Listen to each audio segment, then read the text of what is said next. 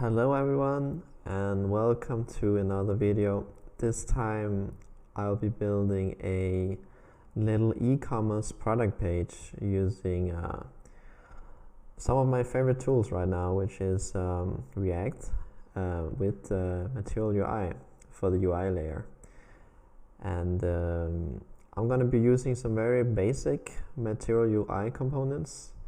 But I think you will still be able to learn a thing or two watching this video. So far I just have defined an images array here, an array with two links to some images that I want to use in this little test project, you could say. So my idea is to have kind of like a grid with 3 columns. One column for kind of like an image grid where you can select different images of the product, and then in the middle column have the main image, the selected image, and then last column will be the info page.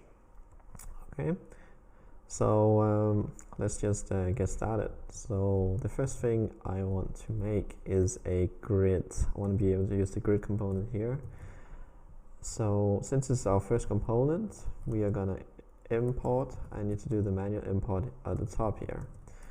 So let's do import grid from Material UI core, like that. This is our flex container.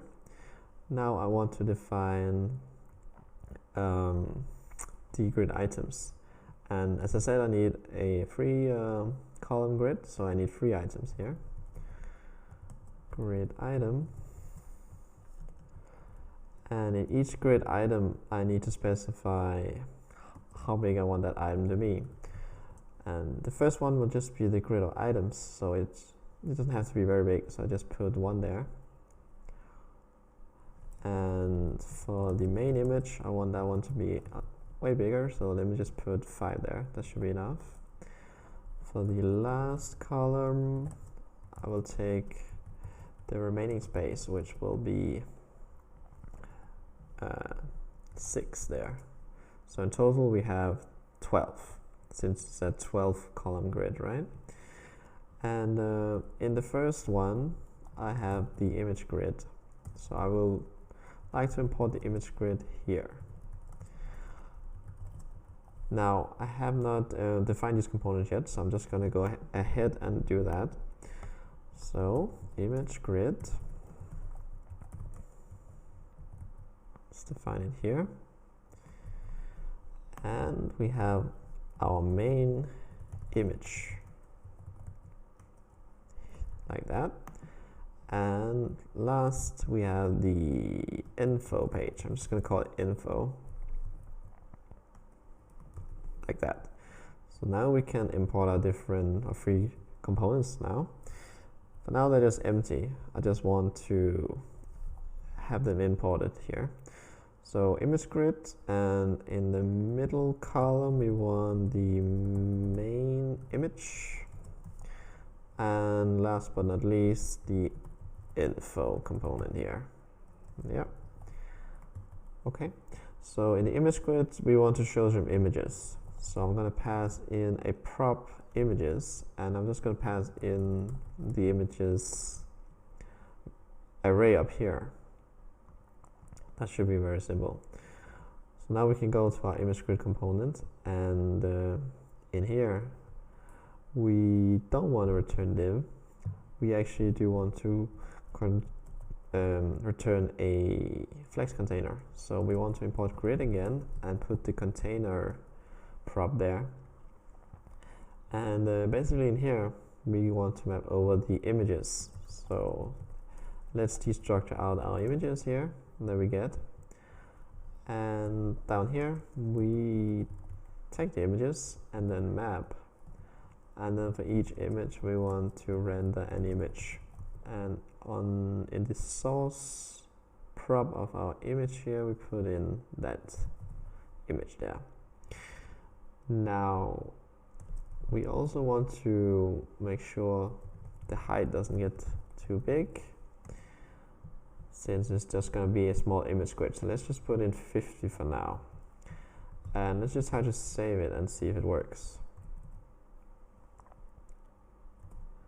Oh, so it seems there's some import error. It seems like I put all my components in the wrong folder. So I'm just gonna drag them into the source folder here. And then save it and try again here.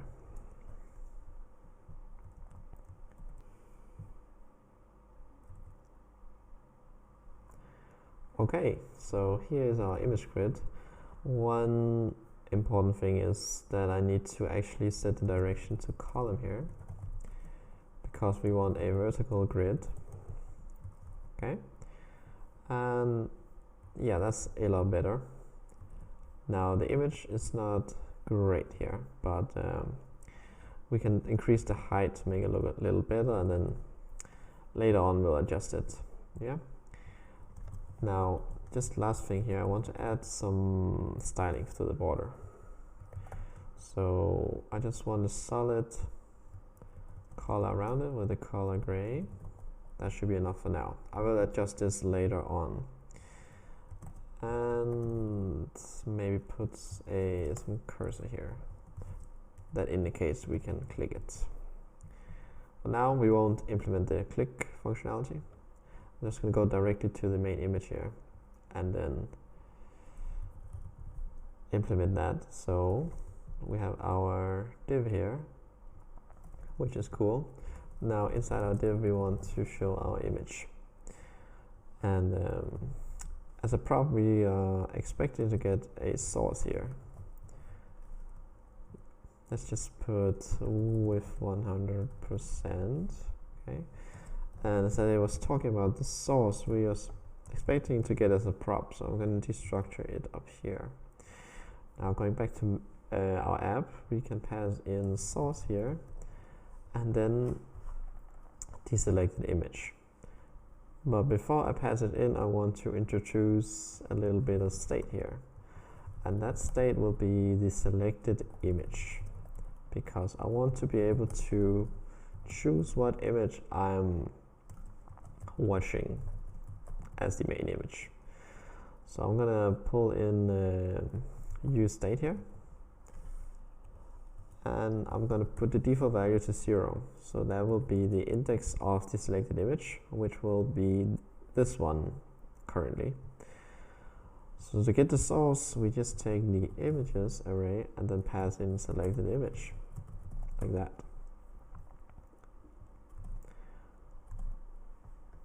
So if we save it, seems like I spelled it wrong. Let's update it. Now we get our image here, and yeah, that seems to look alright. A little big for now.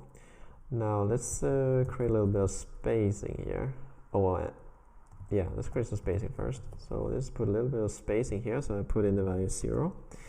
Now another prop that's kind of important, since this is the kind of main container of this view, is to limit the width, because since we are using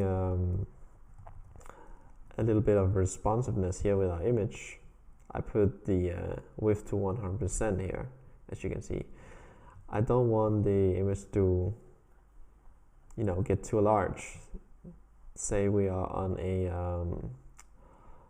extremely big screen, this will not look too great. So we should limit our image size here, and I'm going to do that by setting the max width of the container to 110 pixels, and just for good measures I'm going to push it into the middle, passing margin 0 auto in here.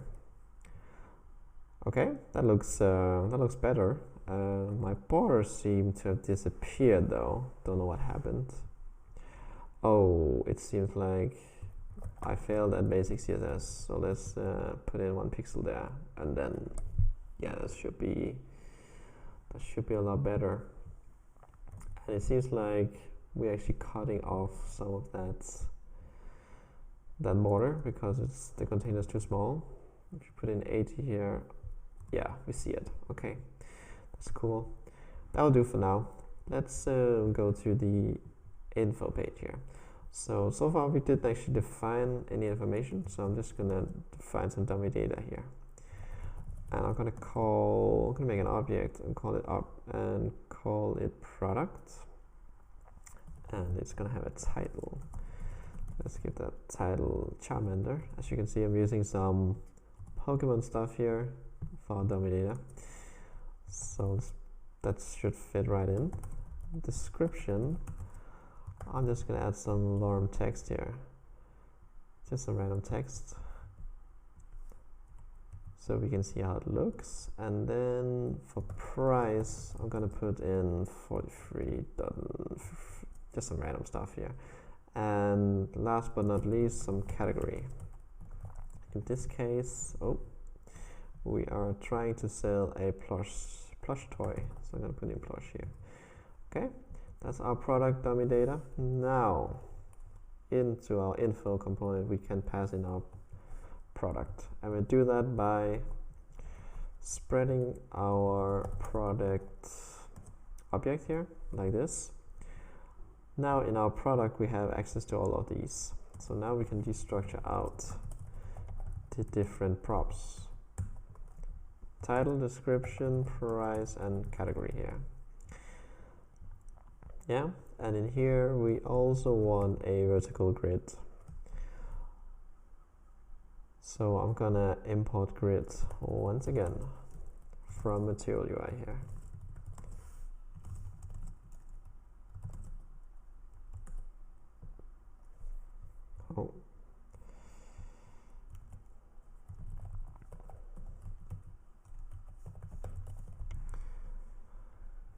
Okay, cool. And we need to make sure it's a container, and we need to make sure the direction is column.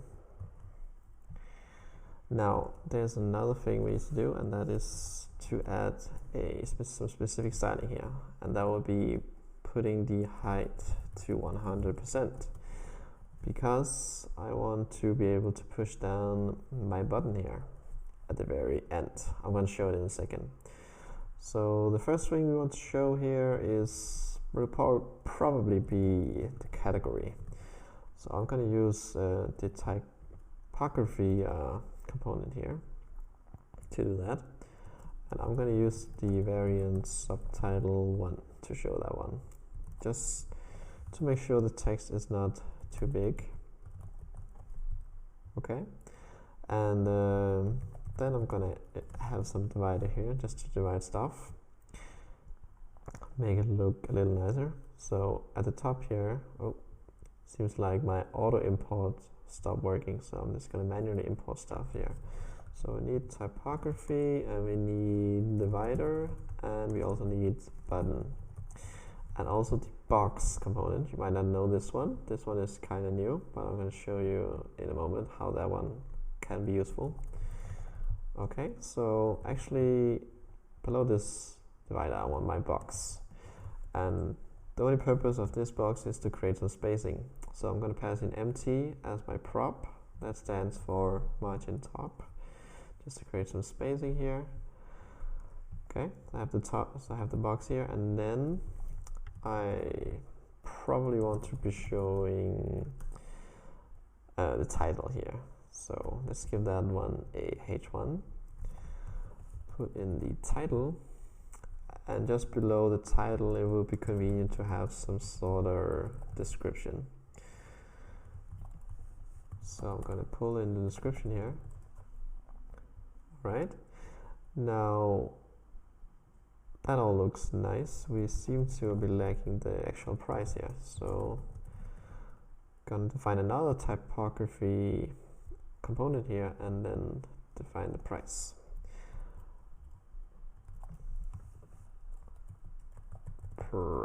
Yeah, and then we can put the currency at the start if you want, like that. Okay, so here we want the purchase button, and this is going to be a button that says purchase. We can add some additional stuff to make it look better, maybe a variant contain and some color. It's going to put in primary color for now. Okay, and one property that's important here is the custom style object here, which will have the margin top auto, which means this one will be pushed all the way down. If we save that, we get an error because it seems like we spelled typography wrong.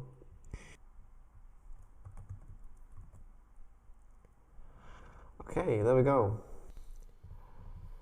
We fixed our little misspelling issue here, and our product page is looking alright. Still, I'm missing some very basic functionality that I talked about in the beginning.